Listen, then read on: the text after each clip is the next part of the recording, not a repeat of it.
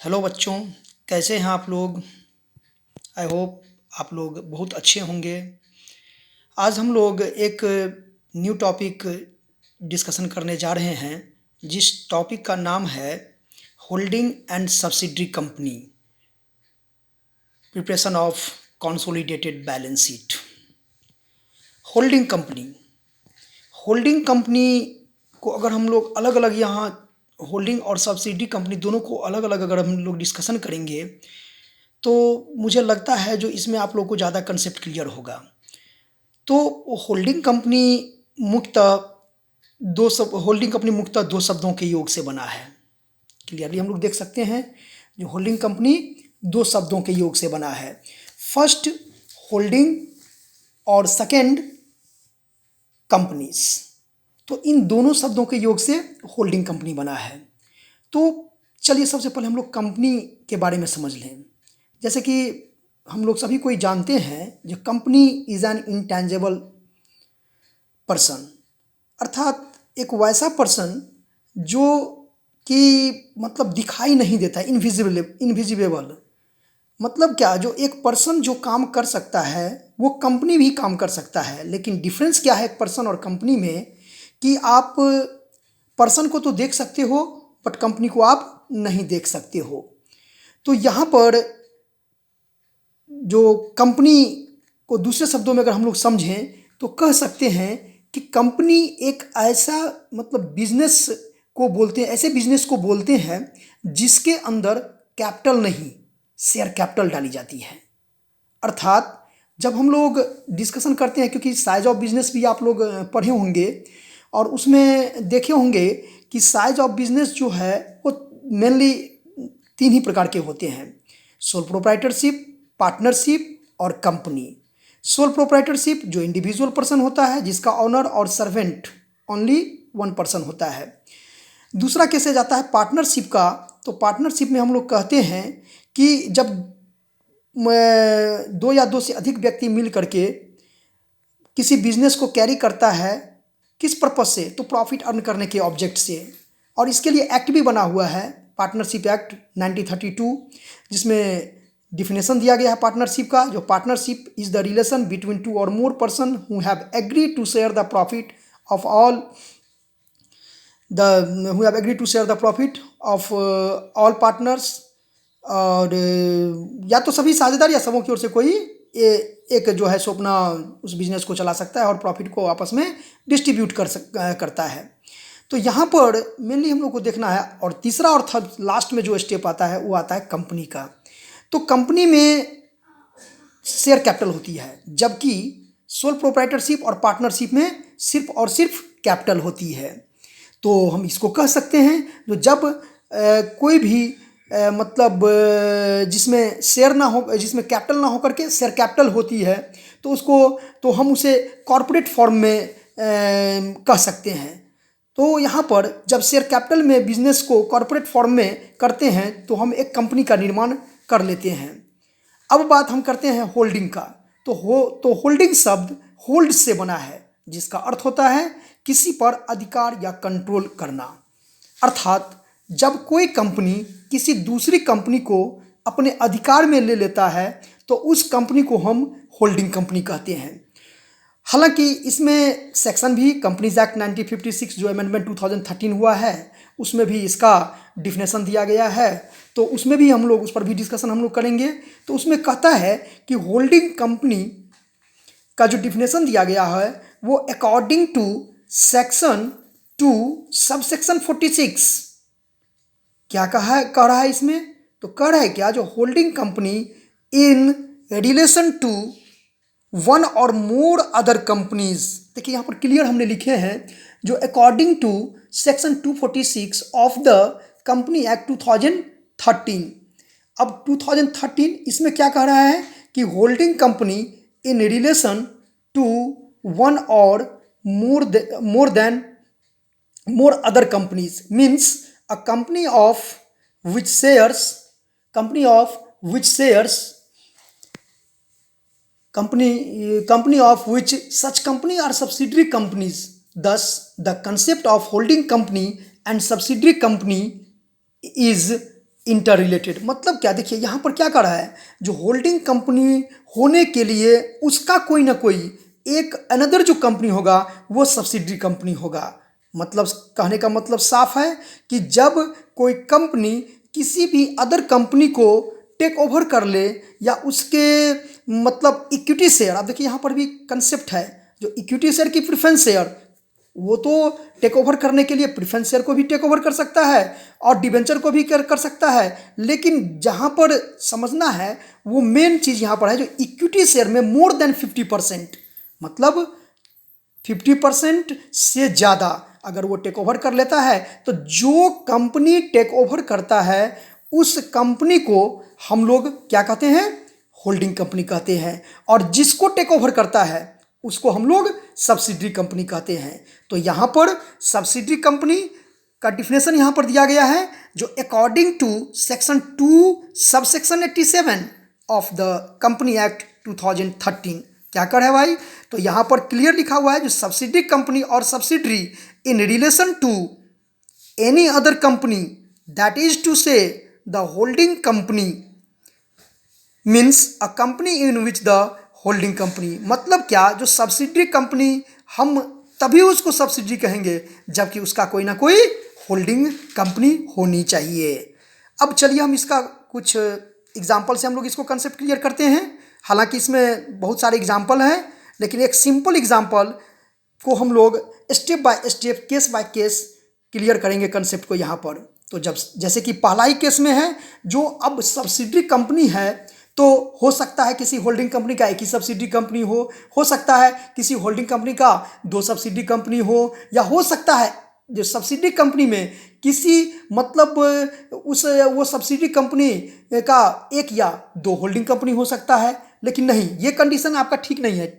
यहाँ पर क्लियर है कि जब कभी भी कोई भी होल्डिंग कंपनी उसका एक सब्सिडरी कंपनी हो या एक होल्डिंग कंपनी का कई सब्सिडरी कंपनी हो। जैसे कि लेट अस द एग्जाम्पल, यहाँ पर फर्स्ट एग्जाम्पल हमने दिए हैं, जैसे कि एक कंपनी यहाँ पर है और इस एक कंपनी को हमने यहाँ पर नाम दिए हैं होल्डिंग कंपनी। अच्छा, holding company is also known as parent company.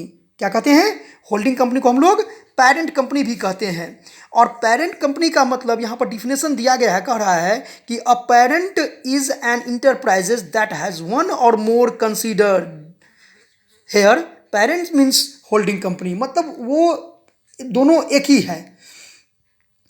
तो यहाँ पर अब एक कंपनी एक होल्डिंग कंपनी हो गया, या पेरेंट कंपनी भी हम लोग इसको कहते हैं, और इसी का एक बिग कंपनी हम लोग एज्यूम किए हैं, जिसको कि हम लोग क्या कहते हैं, सब्सिडरी कंपनी।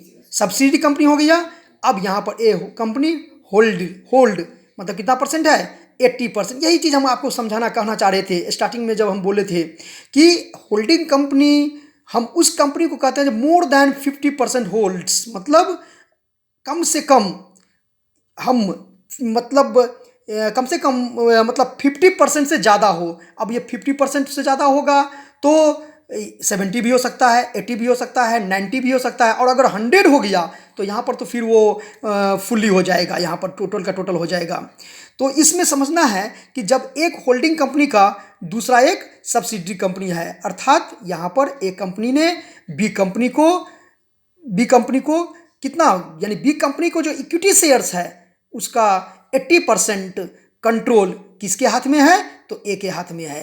तो इसीलिए ए कंपनी को होल्डिंग कंपनी कहा गया है और बी कंपनी को सब्सिडरी कंपनी कहा गया है। ये तो सिंगल सब्सिडरी हो गया।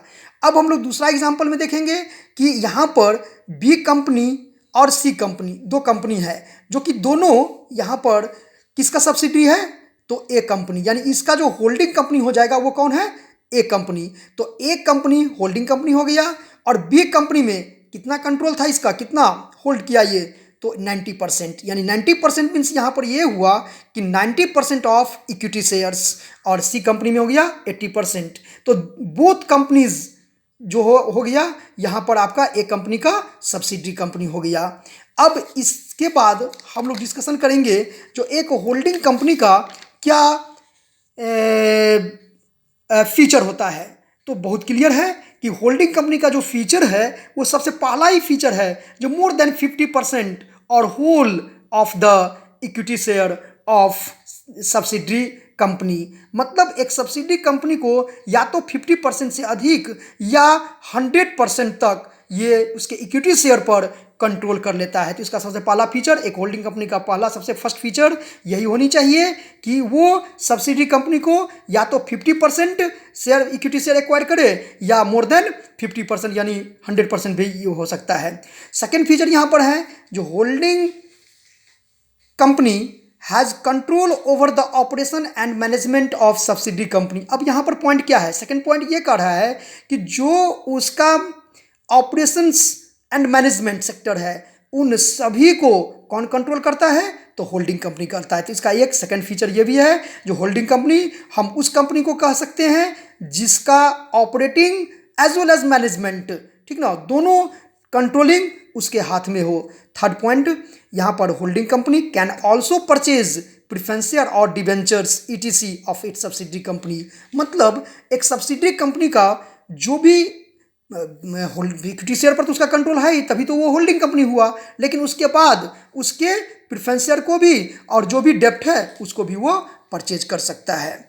उसके बाद यहाँ पर कर रहा है फोर्थ पॉइंट में, जो holding company can give financial assistance to its subsidy company, यानी जितना भी उसका फिनेंशियल असिस्टेंस है उन सभी को वो टेक ओवर कर लेता है। तो ये 4 पॉइंट इसका फीचर हो गया होल्डिंग कंपनी का। फिर उसके बाद ऑब्जेक्ट है, ऑब्जेक्ट ऑफ होल्डिंग कंपनी। एक होल्डिंग कंपनी का क्या उद्देश्य होती है, तो इसका सबसे पहला उद्देश्य है कि जो एलिमिनेट इंटर कंपटीशन, मतलब जो कंपटीशन होता है उस कंपटीशन को क्या कर देना, समाप्त कर देना, सबसे पहला उद्देश्य होता है। सेकंड यहाँ पर पॉइंट है, जो to establish centralisation of managerial and industrial policies, यानी इसको सेंट्रलाइज करता है, इसके पॉलिसीज को, इंडस्ट्रियल पॉलिसीज को, ठीक ना। थर्ड पॉइंट कहता है to remove the defect of amalgamation and merger. यहाँ पर 2 पॉइंट है, हालांकि ये तो एमालगमेशन का नेचर ही होता है, नेचर इन परचेज या नेचर ऑफ मर्जर। मतलब क्या, एमालगमेशन का मतलब यहाँ पर ये हुआ कि 2 कंपनी, चाहे वो एक्स हो और वाई, तो एक्स और वाई जब मिल करके एक्स वाई कंपनी हो जाता है तो इस सिचुएशन को हम लोग एमालगमेशन कहते हैं। अब इसमें 2 कैटेगरी होता है, इन केस ऑफ परचेज कि इन केस ऑफ मर्जर। मर्ज के केस में जो अनदर कंपनी होता है, दूसरा कंपनी होता है, ठीक ना, वो स्वतः ही समाप्त हो जाता है, लेकिन परचेज के केसेस में अपना बिजनेस को वो कंटिन्यू रख सकता है। तो ये चीज़ हो गया।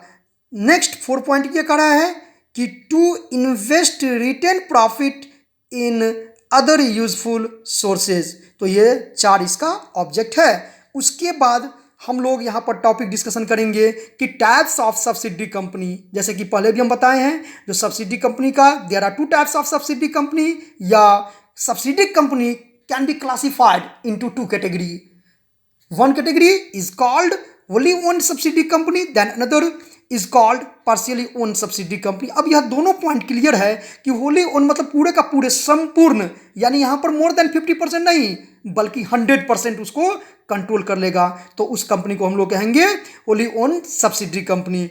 लेकिन जो दूसरा इसका टाइप्स होता है उसमें कुछ पार्ट, जैसे कि मान लीजिए 80% और 20%, तो यहाँ पर एक जो 20% का केसेज होता है वो तो आउटसाइडर पार्टीज का होता है, जिस आउटसाइडर पार्टीज को हम लोग कहते हैं माइनॉरिटी शेयर होल्डर, यानी वो माइनॉरिटी में रहता है। हाँ, भविष्य में अगर फिर उसके पास पैसा हो जाएगा तो फिर वो 20% भी टेक ओवर कर लेगा, इस तरह से उसका फिर वो होली ओन्ड सब्सिडी कंपनी कहलाएगा। लेकिन समझना यहाँ पर क्लियर है, कंसेप्ट क्लियर करना है कि अगर किसी कंपनी का मैंने होल्ड्स करता है, कोई भी कंपनी एक्वायर करता है किसी कंपनी को, जैसे यहाँ पर एक एग्जांपल हम लेंगे, जैसे एच कंपनी हो गया। एच कंपनी इसलिए हम नाम दिए चूंकि ये एच मीन्स होल्डिंग होता है, इसलिए हम लोग एच नाम दिए हैं, यानी होल्डिंग कंपनी।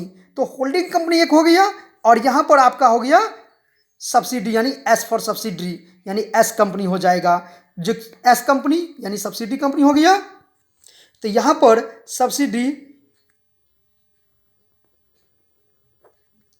कंपनी। अब यहाँ समझना हम लोग को क्लियर है कि एच लिमिटेड जो है वो एक होल्डिंग कंपनी है और एस लिमिटेड जो हो गया वो एक सब्सिडी कंपनी है। तो अगर यहाँ पर ये एच कंपनी एस कंपनी के शेयर को, शेयर मतलब यहाँ पर हो गया इक्विटी शेयर, कौन सा शेयर, इक्विटी शेयर, क्योंकि किसी भी कंपनी का जो पूरा का पूरा होता है वो सब का सब इक्विटी शेयर पर ही डिपेंड करता है, बिकॉज हम लोग जानते हैं, वी नो दैट जो equity share holder is the owner of the companies. तो अगर इक्विटी शेयर होल्डर को वो परचेज कर लिया, अब परचेज करने का मतलब यहाँ पर हुआ जो मोर देन 50% है कि 100% है। अगर 100% है तो it is called Holi own subsidy company, और अगर ये 70% परचेज कर लिया तो यहाँ पर 70% तो कंट्रोल और मैनेजमेंट ऑपरेशन सब किसके हाथ में होगा, होल्डिंग कंपनी के हाथ में।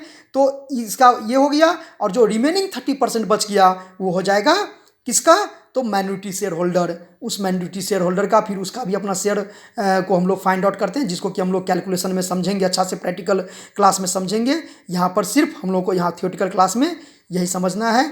इसी के साथ हम लोग यहाँ पर इस वीडियो को क्लोज करते हैं, और फिर इसके बाद हम लोग नेक्स्ट जो सेशन में आएंगे, फिर नेक्स्ट क्लास हम जो देंगे आप लोगों को, तो उसमें हम लोग प्रैक्टिकल पर सॉल्व करेंगे। Thank you.